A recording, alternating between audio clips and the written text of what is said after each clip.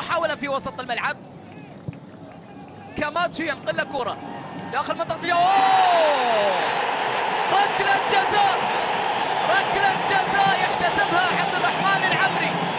ركلة جزاء، ركلة جزاء صريحة وفيها بطاقة ولا لا؟ أوه، الشرارة الأولى في المباراة بدت، الشرارة الأولى في جدة بدت. ولاحظ اللقطة فيها شد العماني وعمر هوساوي يرتكب خطأ داخل منطقة الجزاء. ركلة جزاء مع بداية الدقيقة 25. ركلة جزاء راح تشعل المدرج الأخضر، راح تشعل المدرج الأخضر. احنا قلنا جول واحد بس في المباراة راح يغير كل السيناريو، راح يغير كل المعطيات، راح يعطي أبجديات في المباراة من جديد.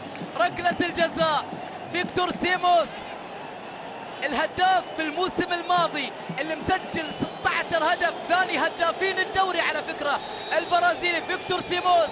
وين راح يحطها؟ يسار ولا راضي يشيلها؟ يحطها. الله